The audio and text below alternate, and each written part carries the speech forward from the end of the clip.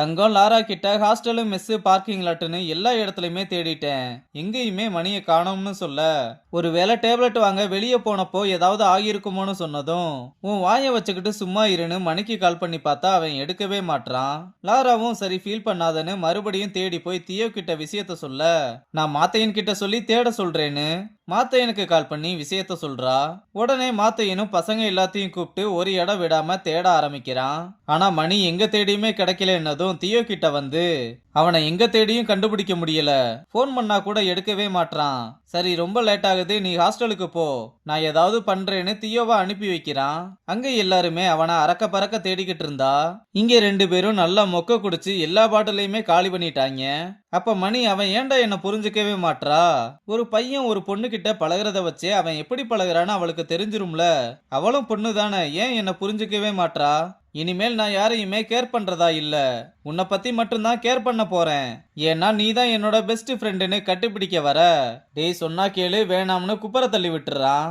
அப்புறம் அவனை கைத்தாங்களா கூப்பிட்டு வந்து படுக்க வைக்க, அப்ப மணியோட மொபைலுக்கு கால் வந்ததும் ரிஷியும் அதை அட்டன் பண்ண, மாத்தையன் மணின்னு நினைச்சு கண்டபடி திட்ட, கொஞ்சம் பொறுங்க நான் ரிஷி பேசுறேன், அவன் என் வீட்டுல தான் இருக்கான், மட்டையாயிட்டான்னு சொல்ல, டேய் என்ன விளாடுறீங்களா, ஒழுங்கா அவன்கிட்ட போனை கொடுன்னு சொல்ல, சீனியர் அவன் உண்மையாவே மட்டையாயிட்டான், நான் அவனை எப்படியாவது காலையில கூப்பிட்டு வந்துடுறேன்னு சொல்றான்.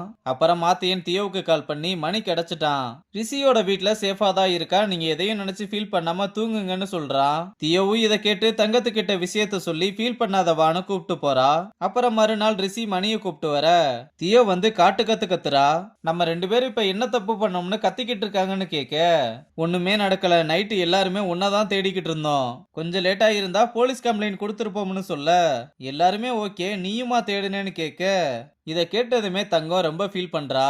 அப்ப ரிஷி தான் பேசாம வாடான்னு ரூமுக்கு கூப்பிட்டு வர, வீரா இவங்கள பார்த்ததுமே ரெண்டு பேருமே இன்னும் ஹேங் ஓவர்ல தான் இருக்க மாதிரி தெரியுது, பேசாம இங்கேயே ரெஸ்ட் எடுங்கன்னு சொல்ல, ஏற்கனவே கோச் அவன் மேல செம்ம காண்டுல இருக்காரு, அவனை விட்டுட்டு போறது சரியில்லைன்னு சொல்ல, உடனே வீரா யோசிச்சு பார்த்துட்டு இதுக்கு ஒரு சூப்பர் ஐடியா இருக்குன்னு அவனுக்கு ட்ரெஸ் ஷூ எல்லாத்தையுமே மாட்டி விட்டு ரெடி பண்ணி கிரவுண்டுக்கு கூப்பிட்டு வர, அப்ப கோச் வந்து எல்லா சோம்பேறித்தனமா நிக்காம வேகமா பிராக்டிஸுக்கு ரெடி ஆகுங்கடான்னு கத்திக்கிட்டே மணிக்கிட்ட வர, அப்ப வீராவும் பாண்டாவும் முன்னாடி வந்து சமாளிக்க, ரெண்டு பேரும் தள்ளுங்கடான்னு சொல்லி மணியை பார்த்து, நான் கூட நீ எல்லாம் திருந்த மாட்டேன்னு நினைச்சேன்டா, நேத்து கூட கதை விடுறேன்னு தான் நினைச்சேன், ஆனா உண்மையாவே உடம்பு சரியில்லாம தான் இருக்க, இருந்தாலும் பிராக்டிஸுக்கு வந்திருக்கேன்னா ரொம்ப ஆர்வமா தான் இருக்க, பரவாயில்ல இன்னைக்கு ஒரு நாள் ரெஸ்ட் எடுத்துட்டு வான்னு அனுப்பி விட்டதும் வேகமா மணியை கூப்பிட்டு எல்லாருமே இடத்த காலி பண்றாங்க.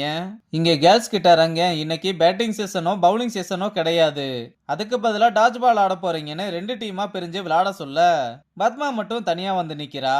அப்புறம் எல்லாருமே ஜாலியா விளாண்டுகிட்டு இருக்கதை பார்த்து அவளுக்கும் கொஞ்சம் கொஞ்சமா ஆசை வருது.